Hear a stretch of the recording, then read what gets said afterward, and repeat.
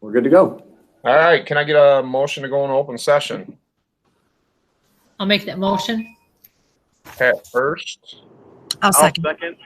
Oh, Julie B. Yeah, Julie second, and we'll do a roll call. Joe Poe. Julie Bankus. Kevin Murphy. Grant Compton. Christine Bocciarelli. All right, and will everybody please rise for the pledge? That can. I pledge allegiance to the flag of the United States of America, to the republic and the nation under God, indivisible, liberty and justice for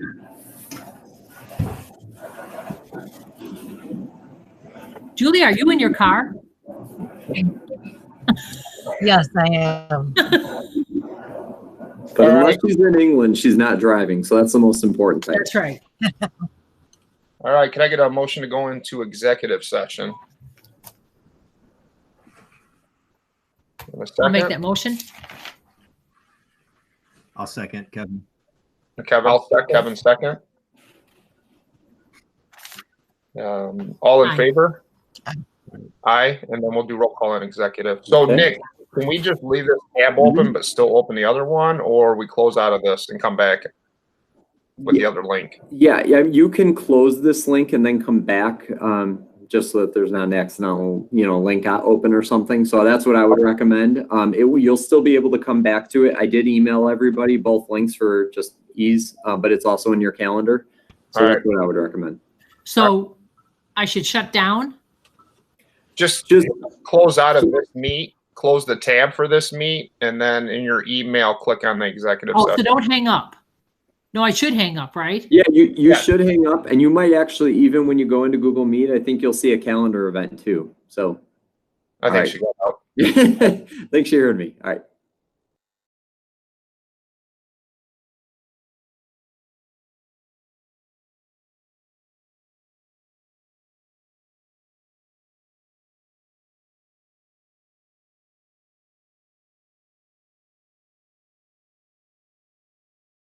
Yeah. Oh, what? Okay, let's see. Is everybody here? Everybody's here except for Mr. Breen. Okay, thank you. And we are still in open because we went in executive, back in open. I did not receive any public comments by email, so we'll go ahead and move on to the superintendent's report and go ahead and have Dr. Henkel. All right. Well, thank you everybody again for being here.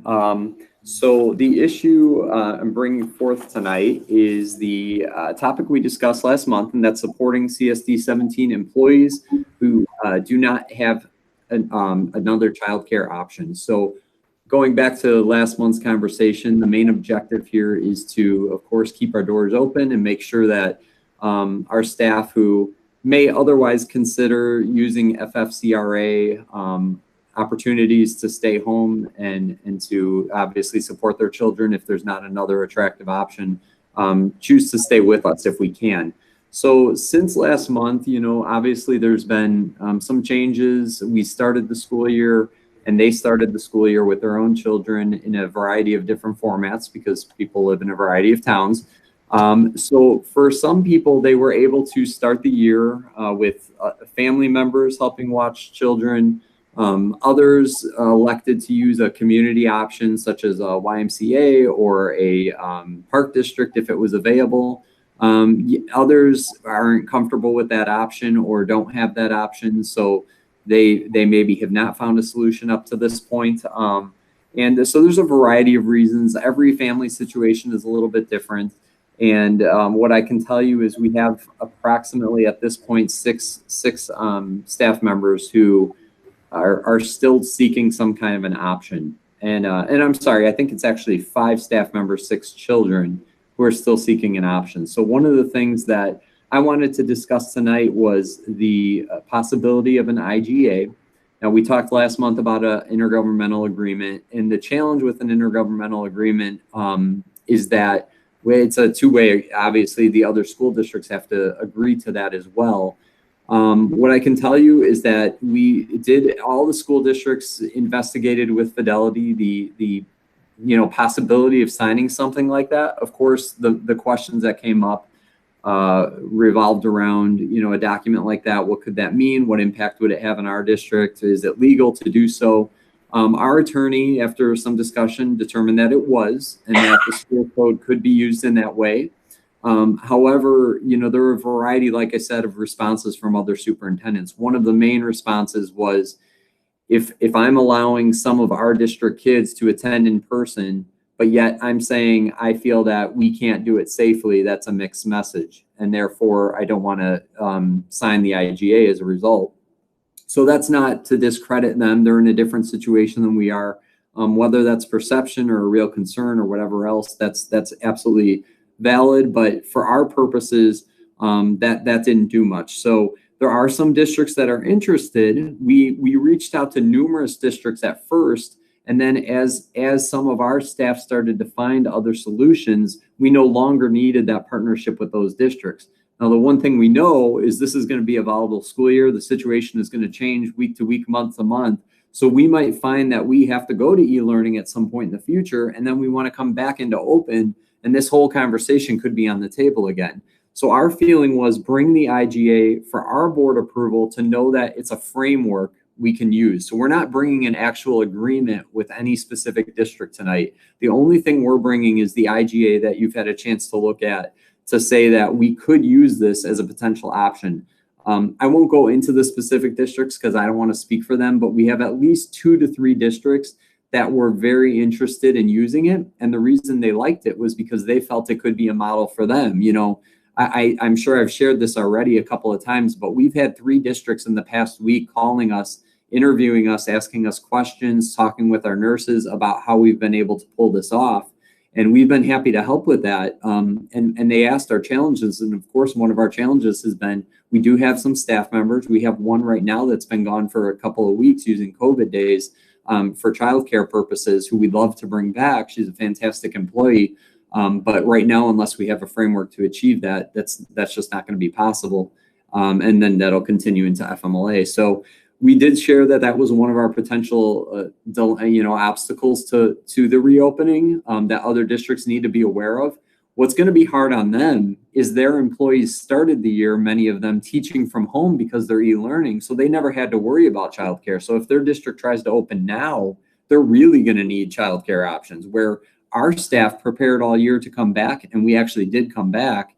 So they're not trying to reverse that. So this agreement could serve as a framework, I think, for other school districts as well. So we did want to ask the board to approve it, but as I stated, there is no other district at this time that is signing that. Therefore, we would have no students enrolling in our district in this framework. The second concept, which I really like, and I think it could be a huge benefit to our staff and solve the issue, and also cost less money than paying even 2 or 3 people. If we go with the Family First Coronavirus Response Act, you're paying 2/3 pay to each of these staff members that stay home, unless you have an e-learning opportunity or something like that. But those opportunities, we don't need that right now. So they would end up staying with their child at home at 2/3 pay. So the second concept recommends hiring one high-quality long-term substitute teacher who would work with the students. Right now, it would be comprised of a classroom of 4 kindergarten students, and then 3 of those from the same district, 1 of them from a different district, and then a 2nd grader and a 3rd grader, all from that first district where there's 3 kindergartners. So 5 out of the 6 kids would be from one district. 3 of those are kindergartners, 1 would be 2nd grade, 1 would be 3rd grade, and then there would be 1 other kindergartner from another district. So the long-term sub would, I feel like, give the kids an opportunity to execute their e-learning plans. It would keep all of those 5 staff members in our buildings for a pretty reasonable cost. And if we ever switch to e-learning, that sub, obviously we wouldn't have the need. So it would be easy for us to shift in and out of this configuration in the future. So that's why I do like that one, where, as Pat mentioned last month with the IGA, if the kids start the year in our school district, typically the state requires that they have the opportunity to finish the year in that school district so that we're not, upsetting their lives or changing things for them too much throughout the year.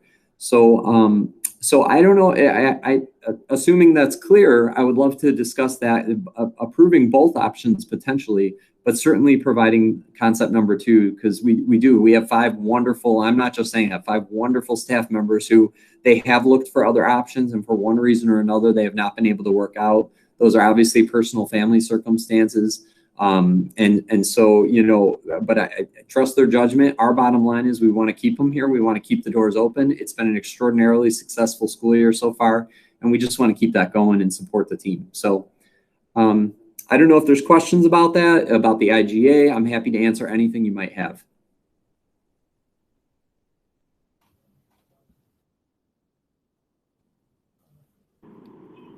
So Nick, will we be providing lunch for these students? So they would have the opportunity. So the state has extended a free lunch program, the summer lunch program, through the fall, and that's for all school districts. So as far as I'm concerned, I would reach out to the nutrition department at ISB and make sure that those students, if they were in their home district, they would be eligible for those lunches. So that should transfer to our school district as well. Are you saying every kid in our district right now is getting free lunch? Yeah, with the opportunity, yeah, this just came out last week that they extended this, so we're in the process of activating that now. I think we activated it actually yesterday. So yeah, everybody should be getting a free lunch at this point. So if they were in their district, they would be getting a free lunch. Correct. As long December, I believe. So, but well, it's only 6 kids. I don't know that's gonna. So they're not gonna have a problem with us filing for them when they aren't really, because they're on e-learning, they wouldn't be eligible for it. Right. And I mean, at the end of the day, if that expired, we could charge the parents as well. I think it's $2.60 per lunch right now. So, or if they told us they weren't eligible because they're not students, because they're not our students. If they say they're not eligible, right. when you check, they say they're not eligible, they should be able to pay for that. For sure. But it is a statewide program, so every child should be eligible. Okay. Or Right, but we're Okay. not probably. having that many kids eat lunch. Yeah, right. 6 kids. I'm assuming 6 kids will be absent, and we're not getting rid of 6 meals. Yeah, right. Right. But no, yeah, but if they there's always say that. we're not eligible, then, we need to follow code. Sure. Absolutely. Right, but even still, they're not even. I mean, there's more than 6 kids that aren't even having the school lunch that are bringing their own. So it's not.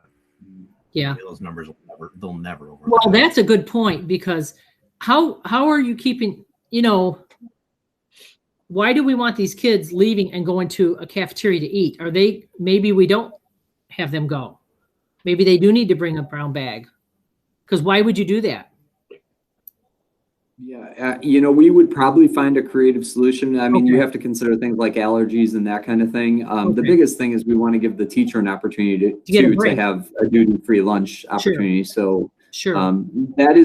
we would definitely figure that out internally and be able to accommodate that. And so and these people know they're under the same requirements as ours. If something happens in that classroom, that class is done. And Yep. Yeah. All the same requirements, the plan, exactly the way we've executed it. And, we would apply the same thing to that classroom.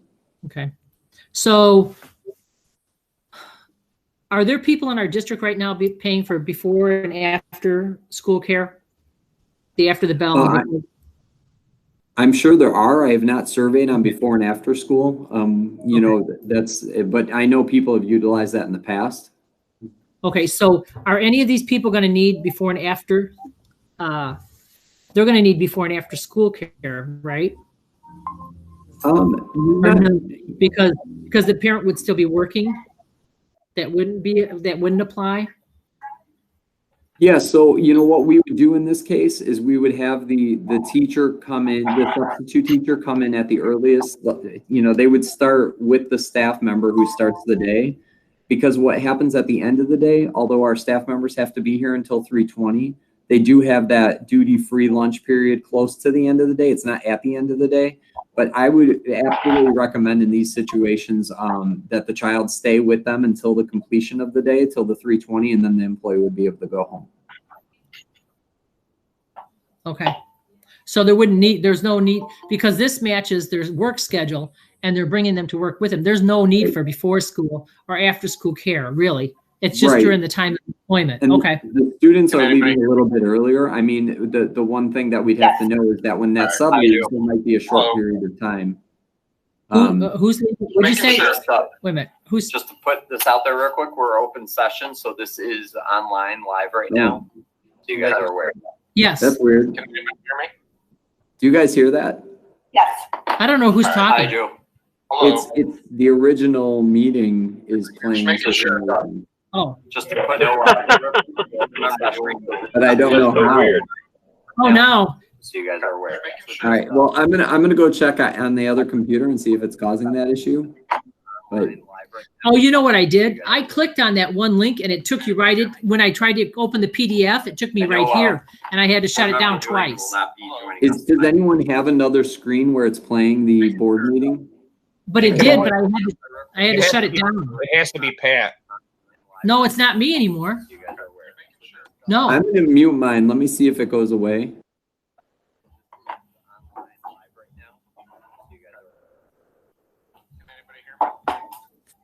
Pat, would you mind muting You real know, quick? I'm going to hang up. I'll hang up and come back. Okay, I'll come back. Okay. Did that do it? Yeah, it was hers. Okay.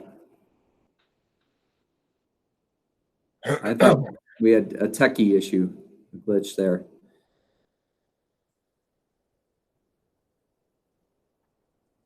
Louis, can you still hear okay, everything?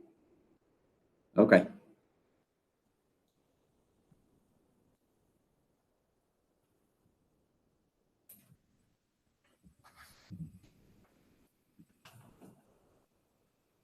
So I like Nick, in person better. I miss you Nick, guys. you did talk and interview all the staff, because one of the questions that, you know, if we go and offer this childcare or whatever term we want to refer to it as, people who are paying for after school care or paying for before school care, I mean, are you anticipating that the numbers would go up? I mean, have you asked that? Well, the way it's been framed right now is if you do not have another solution, this is kind of a last resort option. So, you know, we don't expect that people are going to say, well, now that this is an option, we want to switch into it. That the way it's been communicated, that question has not come up. And most people who have found a solution for their kids, they really don't want to deviate from it because now they have that consistency. So what happened early on is we identified all of the potential families that have children in our district, or not in our district, but staff members who have children that might want to access it. And from that group, like I said, over time, we identified like the potential for 30 kids, if you remember. It's a lot of them said, you know what, remove my name from that list because this worked out or that worked out, or I was able to find this. And you know, truly the 5 that I've talked to remaining have said we've exhausted everything we could and we're still in this situation. And, you know, again, I don't see it as anyone trying to be, you know, acting without fidelity or whatever. It's been very much about, you know, we're still looking, we're still trying to find something. It may come down to me having to stay home with the kids. And I'm sorry to put you in that situation as a district. But I have to look out for the kids. And so Yeah. I get it. And No, that's understood. And I don't think anybody would question, you know, somebody's abilities. But my concern is that if we were to choose to go forward with this and then have other staff members who said, you know what, that's better than what I'm doing. You know, why wouldn't I take my kid to my school with me and have them have a teacher or a substitute or whomever we choose to put in there, who can help to guide them. Maybe my kid's struggling at home by themselves, and then I don't have to pay for it, or, you know, so there's a lot of things that, like, I'm concerned that if we were to move forward with something like this, that we're opening a whole box here that I think is, again, you know, not necessarily a bad thing, but, you know, it's kind of trend setting here, and we may see that the desire for somebody to be able to use that or take advantage of that program is gonna, I would anticipate it going up. Why would, I'm paying $500 a week to have my kids go to here because I got, they got to get schoolwork while I go to work. Yeah. And then when, I see my colleague who, the district, and if we were to do this, that's very generous. If we were to do that, they're like, well, why they get their kids to go there for free? Why wouldn't I do that? That would just, Sure. Especially when they have options in their district. They already have options in their district for this. They just, and it's about 195 a week. So Right. Kevin's right. It's just a terrible conflict because we have parents paying. We have parent before and after school because, they don't go to work for 6 hours a day. They go for a full 8 and they have to commute. And it's hard. I understand totally what we're doing. And yet I'm conflicted exactly like Kevin is. And the parent side of it, I can tell you that parents are so grateful that we're open, and actually there's been a lot of savings in that respect. So before and after, I think that's if parents select to do that because they need that to finish work, but the day to day, knowing that they have an open school where they can send kids, but the peers, I could see that happening too, Kevin. I don't think that's impossible. Like I had measured before, I don't think all 30 would do that. So the potential impact would be 2 subs instead of 1 sub. And if it came to that, to keep our people here and, quite frankly, so that whether they don't have that fear of the childcare issue, again, you're talking about 1 more sub potentially, and this is a temporary thing. It's to keep the doors open. So I don't disagree with you. Is the potential there? Yes. I think we would ask point blank, like, do you have another option? If you have another option, we really want to discourage this. If they tell us no, then they tell us no, and we have to take their word for that. But the potential impact at a max would be 2 teachers because you could have 15 kids in each space.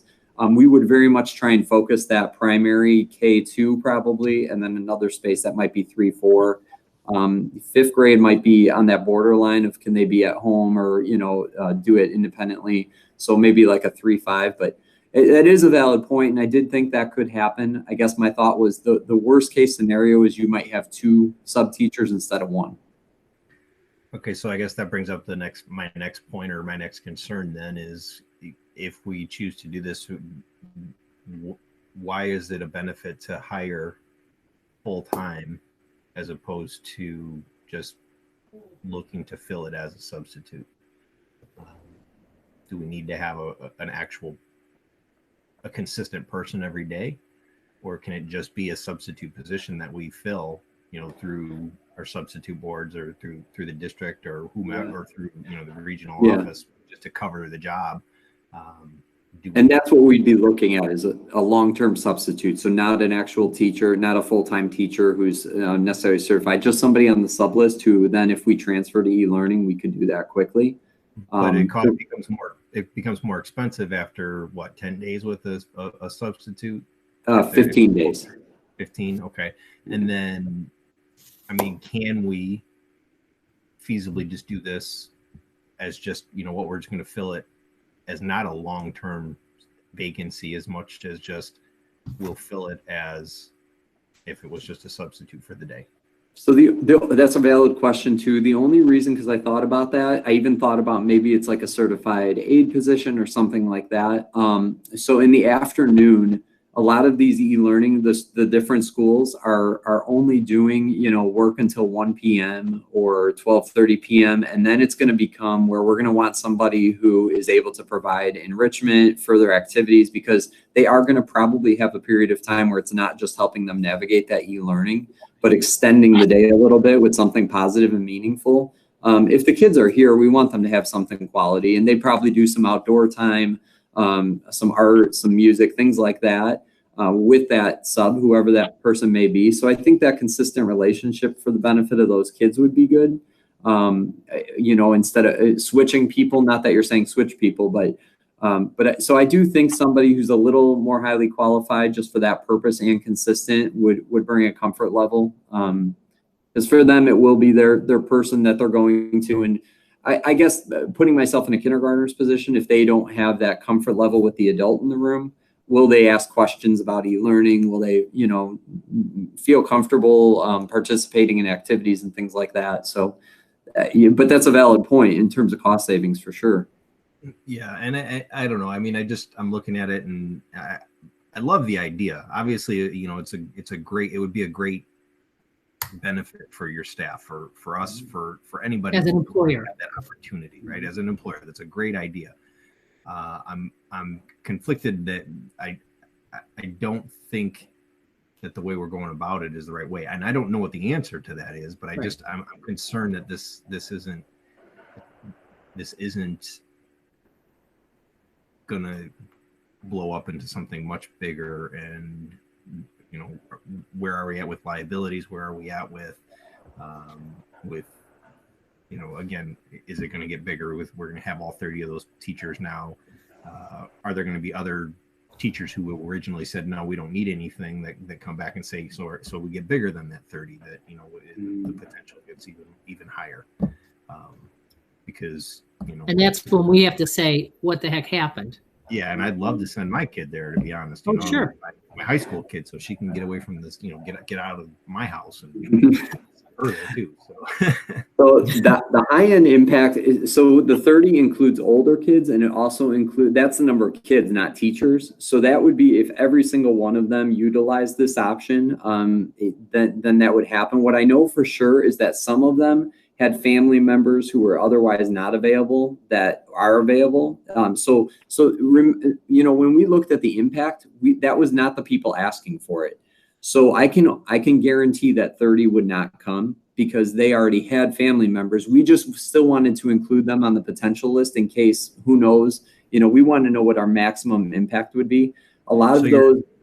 Your 30 is all teachers or all staff who have school age children in the appropriate ages. Yeah, like 6th grade and younger school age kids that would need somebody or something to walk them through it. But like I said, 30 students were not. Wait a minute. But that's not what Kevin, there's more than a number of employees who have more than 30 kids in schools. No, He's not no, saying I'm asking yeah. Is that what it is? We've got, you know, X number of employees, all of the kids, it's just the 30 of them that may potentially be impacted, or is it higher? Okay. Potential impact, yes. But that would be, again, if they were to say, you know, mom and dad, I don't need you anymore. We've got the school now covering the kids, and that's not going to happen. I mean, they had those plans. Like I said, most of these people never even came to us and said, I need a solution. A lot of them already have their But you didn't offer them a free solution, is Kevin's point. You didn't offer them a free solution. So now I've gone to mom, who usually goes to Florida. I've gone to my neighbor. I've gone everywhere begging for somebody to watch my children so I can work. There's a difference. There's day and night there.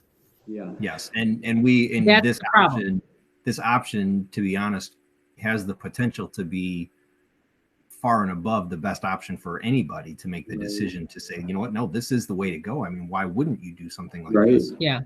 Well, I do have an idea, you know, just a proposal, and that would be to run this option as maybe an 8-week kind of deal right now, and let everyone know that we're going to do this right now for 8 weeks. We need to see what the impact is going to be.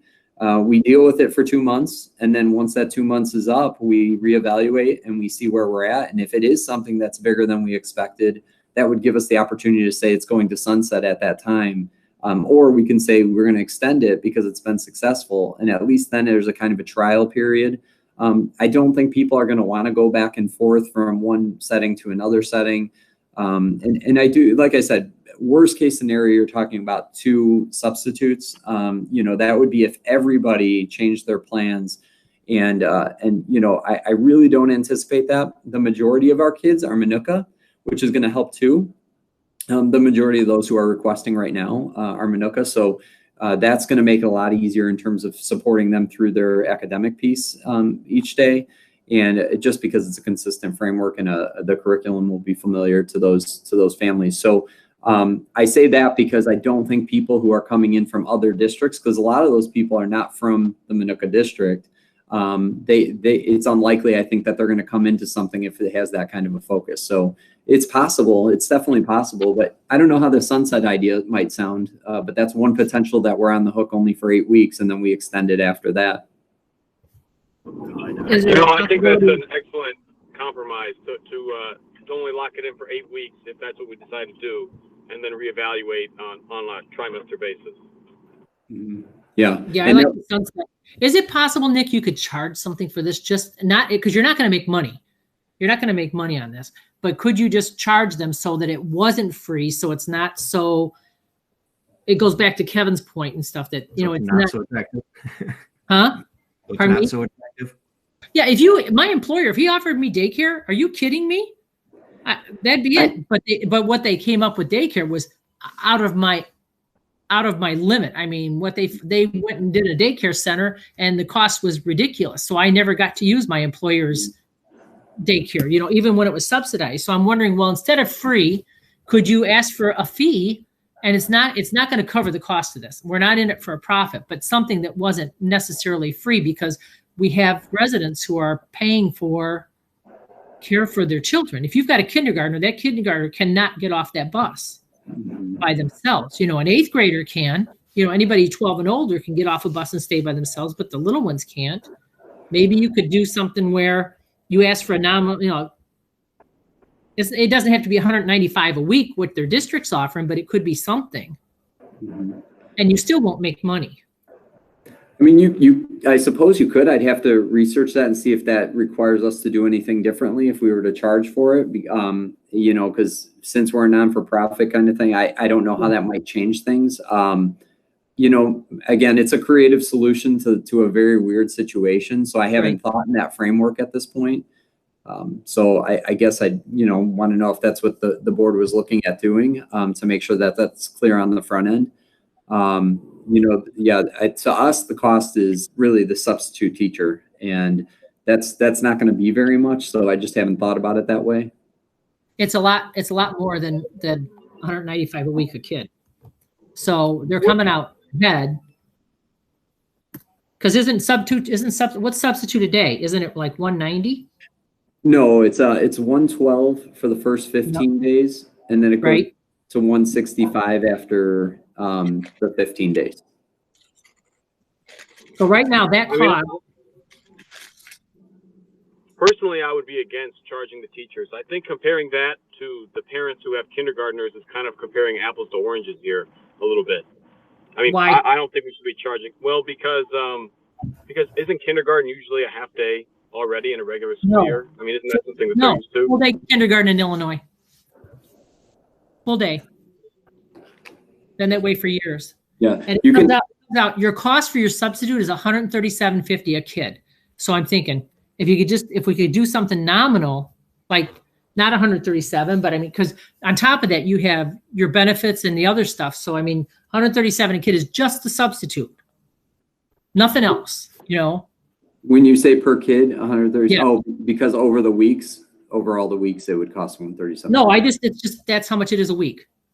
825 divided by 6 is 137.50. So if you could do something nominal where it's not free, and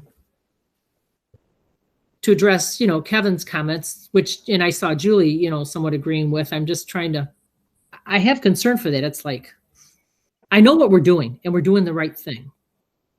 I know we're doing the right thing. It's just, I agree with Kevin. When it's free, it just is tough. Well, I don't know. I mean, the other thing. I don't think that we should, if we can get it to go through, I don't think that it's something that we should charge for. I mean, I think you do open up yourselves to some liability then by, saying that it's now become a paid for service. How? Your school is a paid for service. I pay my taxes. It's just paid for service. My kids Well, play. But we Yeah. pay for insurance for those kids. Let's kind of see where everybody is. Yeah, let's do that. I'm good with trying the 8-week period and say it'll sunset unless the board decides that they want to continue with it. I'm with Brant and Kevin. I don't believe in putting a fee on top of it too. Okay. But that's where I'm at. Maybe hear from Christine and Julie. I agree. I'm actually opposed. I share a lot of Kevin's concerns. And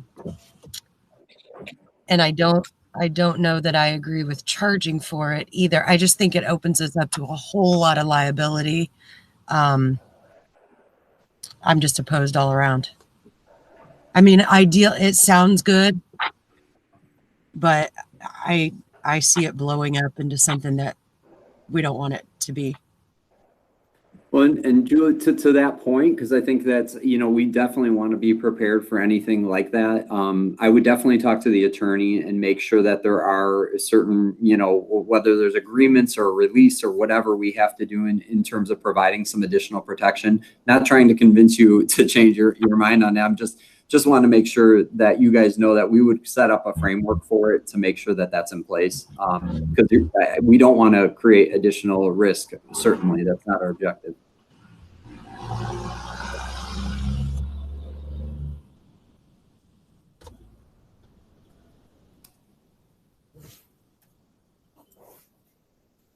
Are there any other questions about it? Oh, Julie, were you okay with the 8 weeks sunset if we do it? Well, if we do it, yeah, I would definitely want a sunset on it. But I don't know. I struggle because I think that people are hesitant to send their students to begin with. I mean, they want them to go, but there's a degree of concern, and now we're going to open it up to even more students and more people that aren't paying taxes to support us. I don't agree with it.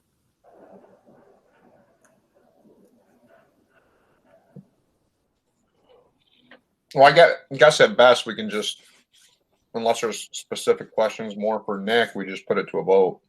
Well, I guess the question is back then to liability. I mean, what Julie's saying is, it's not like regular times. What about, God forbid, something happened to one of these kids? We open up our school for our students, and we have a liability protection there from the state, don't we, Nick? Schools are right now, if you open, protected as long as you take the means, aren't we? As far as we understand it, yeah, it's in local parentis. Okay, go. Sorry. No, that's okay. So yeah, I mean, we are following all the IDPH guidelines. We're opening with fidelity. It was ISB's recommendation to open. Certainly staff has had kids here when they're here working in the summer and things like that. So I think it would be similar in many ways. We would certainly have them signing the self-certification, all those protocols, and I would definitely, run it by the attorney as well.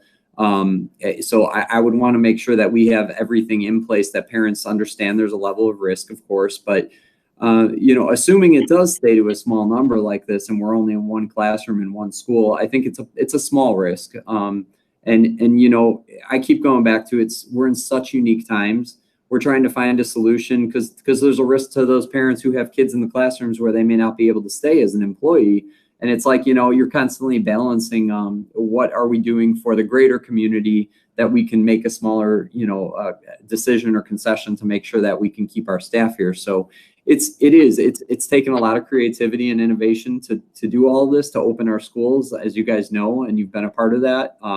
So I would do my due diligence in speaking to their attorney and making sure that every box is checked before actually hiring somebody. And if we couldn't do it, I wouldn't, even if the board provides action tonight on it, I would stop short and bring it to the next board meeting and say, here's our obstacles. So, if the board's willing to give that autonomy, we would start working on this tomorrow and get it going as soon as possible and move on from there.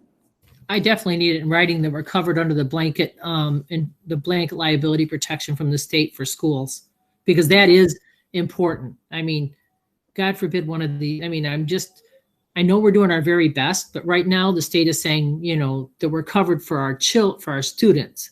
I needed to know if they're covered for these extra kids. These are not students. So, because we're covered for staff and students as long as we do care. We need to know if these particular, because then the sub would be an employee, we'd be covered. Mm-hmm. We need to know about the kids. Yeah. Because that's the point. If we're not covered, I'm not discussing any more then.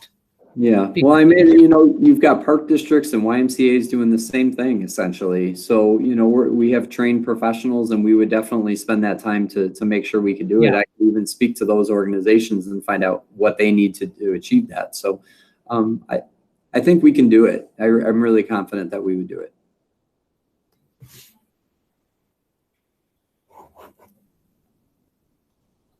I did take exception to having a high quality sub in your notes.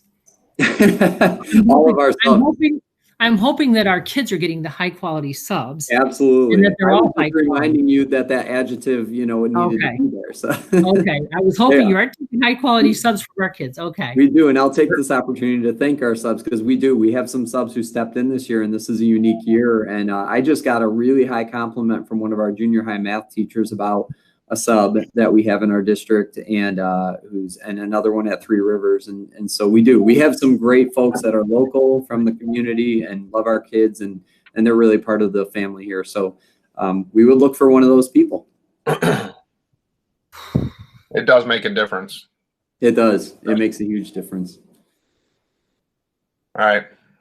So are we going to, what are you asking for us to approve an 8-week sunsetted program? Mhm. You would check out the liability.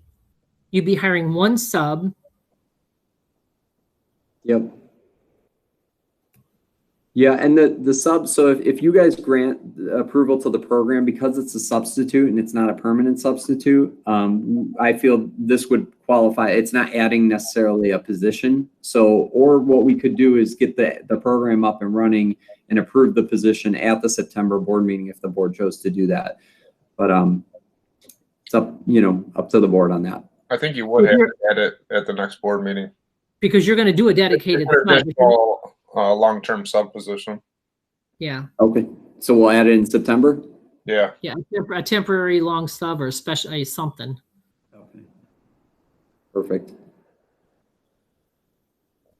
Because you would have to outline that once the program sunsets, all the students return to school, or we decide not to go on, that would be Right. the end of there. Right. Would you be doing this before? Would you be approving this? Just maybe start when? Well, we would certainly at the latest want to start, right after that next board meeting, if the board felt it was necessary to add the position before we activate the program. If the board's comfortable with us getting the answers on the legal issues and then moving forward on it, we could start it sooner. Probably not much sooner. At the earliest, maybe a week sooner than the board meeting, because the board meeting is the 28th this month. And right now it's the 10th. So we have 18 days. I mean, we could probably get it going the Monday beforehand. But, I would be communicating with the board between now and then about any legal issues or anything else that might be a concern. I guess it is 3 Mondays. What's Yeah. 3 Mondays? I thought our board meeting was in 2 weeks. It's really. Yeah, okay. I have November 16th would be from the board meeting, 8 weeks. Yeah. Honestly, I think it's awesome that we're still in school.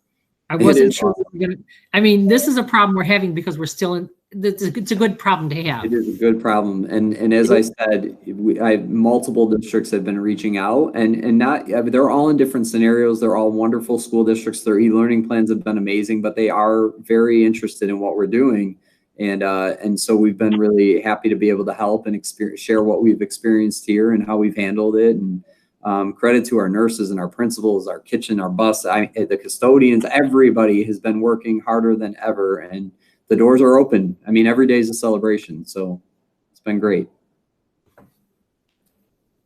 Well, I, for one, do not want to sign the IGA because if the other ones are not wanting to sign it, I don't want to really have an open IGA out there.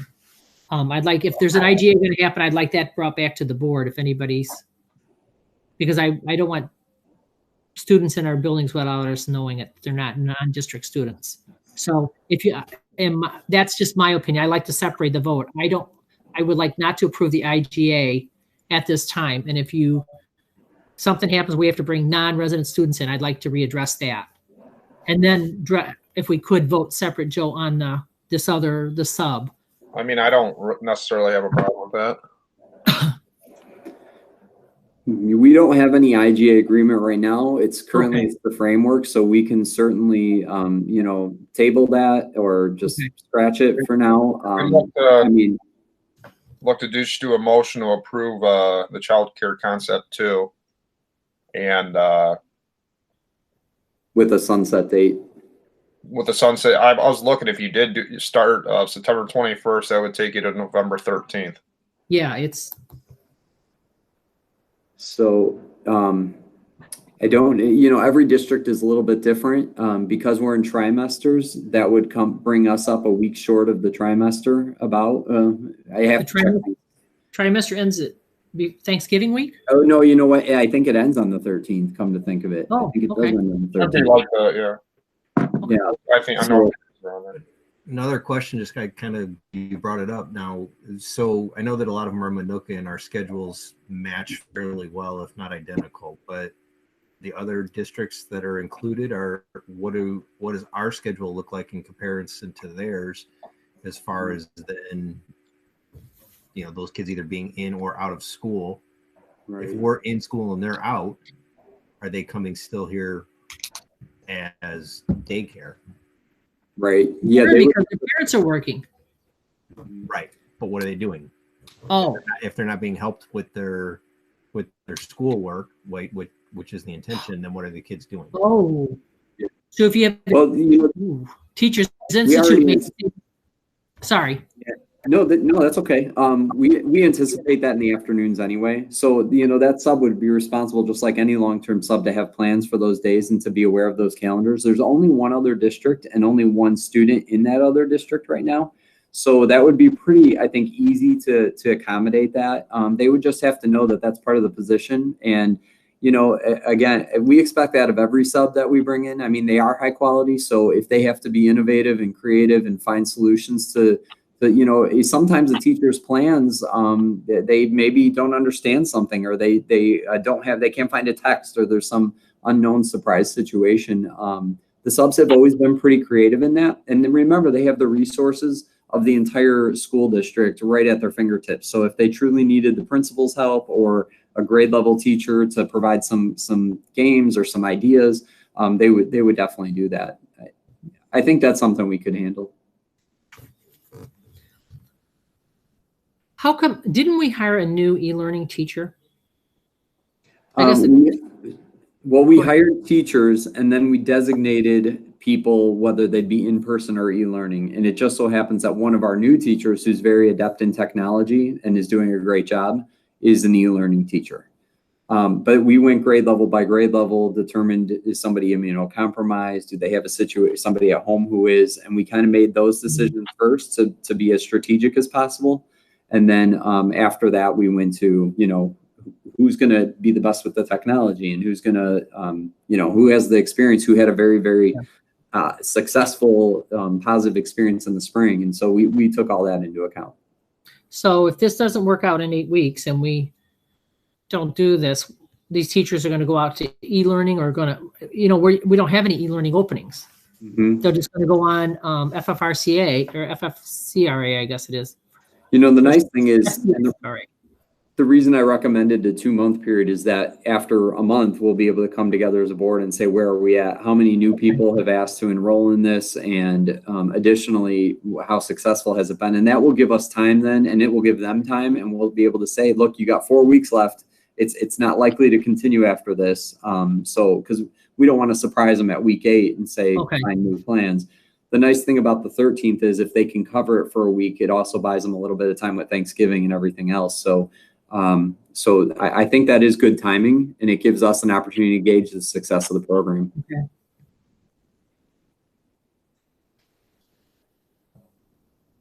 Oh, Joe, you're muted. I got it. After I was reading it again, I guess we wouldn't have to have that brought up at the next board meeting, because it's included in that concept too of the hiring of the long term. So this should cover it. What was it, Joe, you're trying to say? Originally, I was saying that we'd have to approve at the board meeting the hiring of that position, but that's all already included in this concept too. Mm-hmm. But we have to have it on our consent agenda to add a position. We do have to have that. It's got to go on the consent agenda to add a position, because this is not like a float-in sub. This is a dedicated sub. Was the 13th, November 13th was 8 weeks from the September 28th? No, mine, I was going 9/21, September 21st, which is a Monday, through the Friday, 11/13. And I was going, I had, You were doing a week after the I was board doing meeting. the board meeting, and I came out to where it was like, yeah, it comes out to the next board meeting, actually, the 28th. If you approve it on the board meeting, it comes out to that next board meeting on November 28th, November 23rd. I'm unaware, but would it be within the reasonable expectation that a position could be added as part of the amendment? What As an amendment? amendment to the motion question tonight? Because the concept mentions it.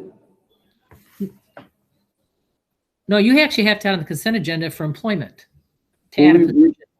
We've normally done it either in my report to add a new position, and then the consent agenda has been specific individuals. So we would still do that, you know, at the meeting on the 28th. I'm just wondering if it could be retroactive to a higher date if a position was approved now. But is it on the agenda is it on our agenda tonight as employment to add a position to our district? It's not phrased that way, and that's what I'm saying. I'm asking if it could be amended. The way it reads is it proposes the hiring of one long-term full-time certified substitute who would provide support to students as they complete their respective plans. So it's implied, but I don't know if the board can amend the action item to add a position. We can't once we've met. Not for action. An alternative would be I could do the research, you know, as much as I can by next Wednesday or Thursday, and we could do something similar to this where we just come on to add the position and then we can move forward. I mean, I don't see why we should wait 3 weeks, so I would be okay with that. Well, but I don't know that we should be doing board meetings and Zoom meetings. You either are in COVID or we're not. This is not meant for convenience. This is meant because we're not able to meet. So it would take us 10 minutes to meet. You're right. It'd take us 10 minutes to meet to the office, have an open meeting, and add a position if that's needed. Yeah, and I would be It fine really with does that. need to be on the agenda as you're creating a position for the district. And then the second step is to hire to fill a position. So I'm assuming you probably have a sub in mind. So it's a matter of just adding a position. Yeah, And then- there's a few different names that we could call upon. I do have one individual that could do it, but I don't even know if they'd be available. And we'd want to look at somebody who's primary certified. So, you know, that would take a little bit of research, but yeah, that's something that we could do it here at the district office at 5 o'clock next week. And, you know, something like that once we have a little more research. Mhm. Yeah, because you got to check out liability and you got to check out liability, don't you? Mhm. I mean, we could do that as long as you give the 24-hour notice for a meeting quick. We could pop in as long as there's a majority of a quorum. Mhm. It only take 4 of us to make the Yeah. vote. 4, yep. Yeah, so make an action item. We could actually, can't we? What do you call it? Can't we extend this? No, we can't because we need to close it and get an agenda. Mhm. Well, right now we can approve the concept, Yes, and you can set up for at least 4 of us to show up to approve that position. correct. We still got one more thing on the item tonight. So, Mhm. Yes, we can do that. So you're going to look for a sub. You're going to do the 8-week sunset, and you're going to check into the liability that we are covered for this. Correct. That the school is actually covered. Okay, Yep. the district. Okay. all right. Do I have a motion to authorize child care concept 2, which is the hiring of one long-term full-time certified substitute teacher? I'll motion. Go ahead. Sorry. Well, are you going to read into it about that it's going to have an 8-week sunset after checking of liability and that this is due to extreme COVID issues? With all that Pat just said, yes. Thank you. Okay. That'd be part of the minutes. Okay. All right, with all Pat said, I motion. Wait, who motioned? I can't hear you. That was Brant that motioned. I'll second. And then when you're ready, we can roll call. Joe Pope, Yes. Julie Bankus, No. Pat Clower, Can you come back to me? I'm still thinking. Brent Compton, Yes. Christine Bucciarelli, Yeah. Kevin Murphy, No. Cat Clower, I'm still.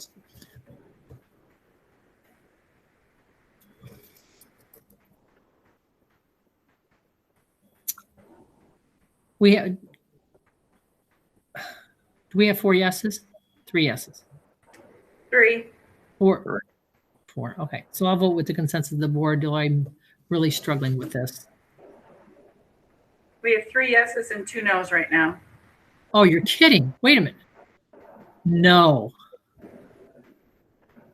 Is that your answer? Or? Final answer, please. Oh my gosh. I should have just gone on. Feel like I'm in the Coliseum waiting for I the know, I'm thumbs up dying. to I'm come dying. down. I don't agree with this, but I'm.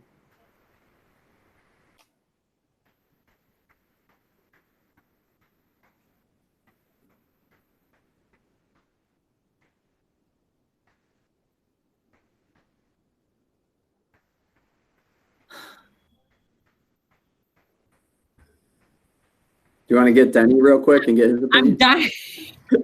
I don't agree with this. I'm willing to do a short term to try it. I don't think we should be doing this. This is the last time Pat's going to say, come back to me. Yes, I know, because I couldn't even vote before. I was hoping you guys would figure this out and I would come with the consensus. There is no consensus. Let me help you. Thank you.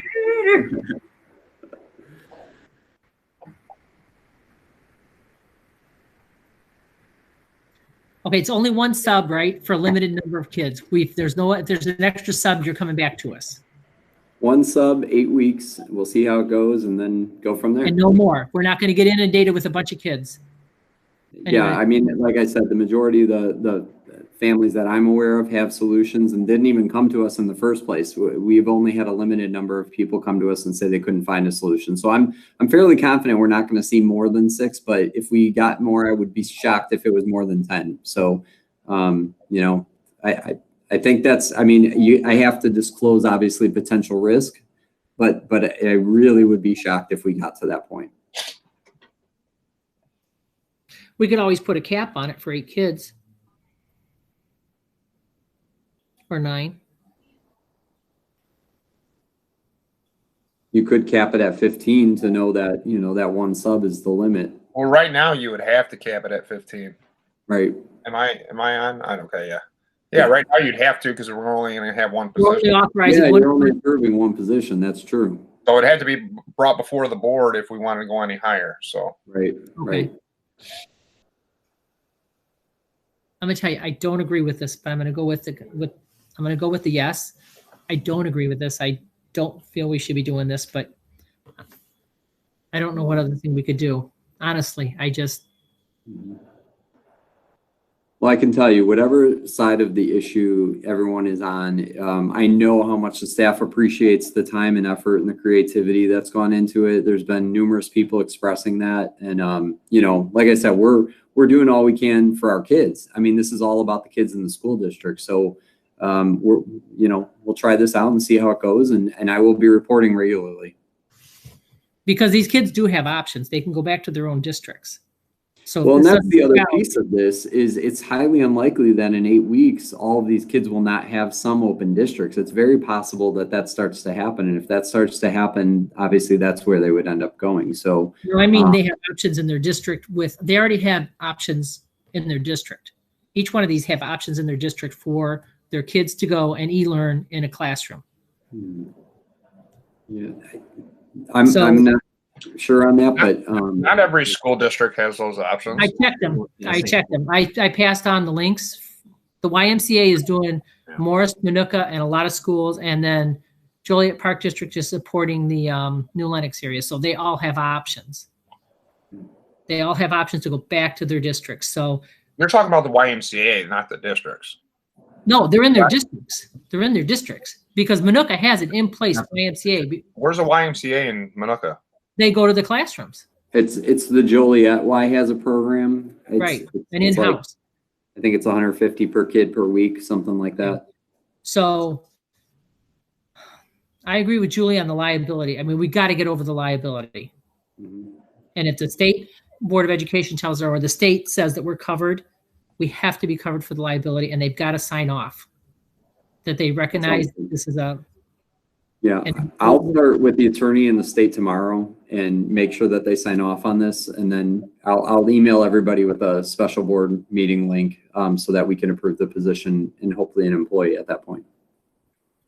So Okay. Pat, that was a yes, correct, Pat? Yes, reluctant. Yes, it's a very reluctant. Yes. Nick, so this is also going to have that stipulation then that should for example, Manuka goes into school, the position is no longer needed. That would be the expectation. I mean, I suppose there are some families that are choosing e-learning over in person. No.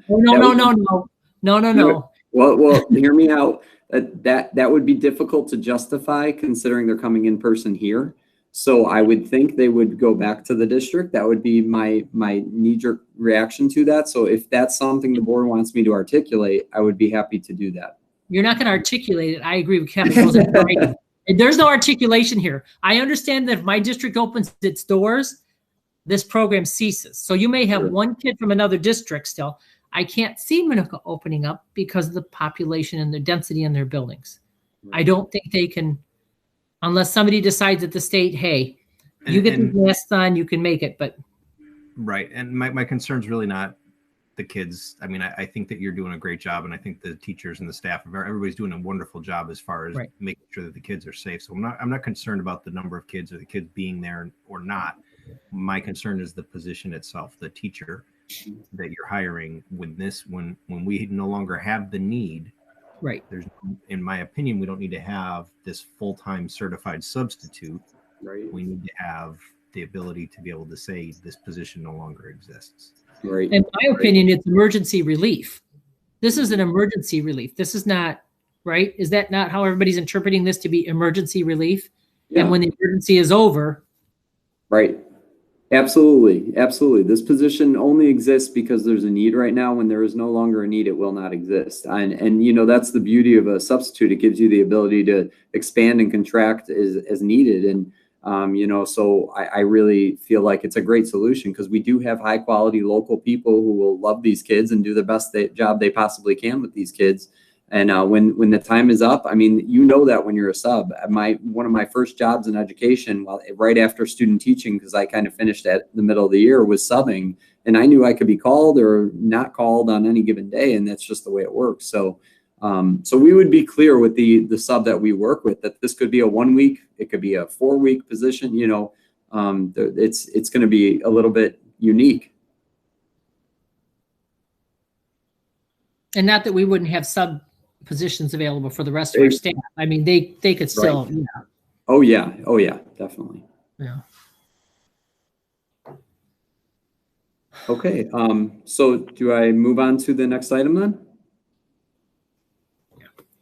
Okay. All right, so the second item is Music Boosters. This is, I think, a simple one. They're fundraisers. Unfortunately, as you know, I'm a regular attendee of Pasta Night. I love Pasta Night. It is a great event. Did not happen for obvious reasons in the spring. And then the Forte 5K, which I also regularly attend, was canceled just due to the restrictions and the company that Music Boosters work with. So in creativity and flexibility and pliability, everything we've been doing here in the district, they are asking to amend their fundraisers. They'd like to do some band and choir spirit wear sales where they would provide apparel and accessories to the kids and families that support the Booster Club. And then the second fundraiser would be a virtual trivia night fundraiser. And you can see the description there. It sounds like a lot of fun and a great way to raise some money and do it remotely without any concerns for, you know, social distancing and all of that. So just looking for a motion and action on those fundraisers. I'll make a motion.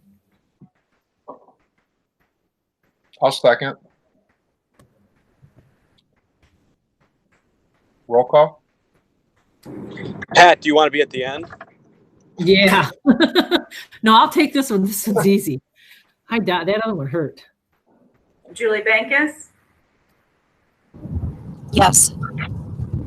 Pat Clower, Yes. Frank Compton, Yes. Christine Bucciarelli, Yes. Kevin Murphy, Yes. Joe Pope. Yes. Okay, well, that's all I have, and I just want to thank everyone again for cutting out time out of your evening. I promise next week will be quicker. Hopefully, we'll have some answers to everything, and we can move quickly on that. But really appreciate everything, you guys. I know we've been meeting much more often than we typically do, and it's just really appreciated because it's allowed us to be flexible and creative. And I will be reporting regularly on the decisions made tonight so that you guys are aware of what's going on. So when do you think you're going to meet to do the special meeting just to vote for the position? I think probably.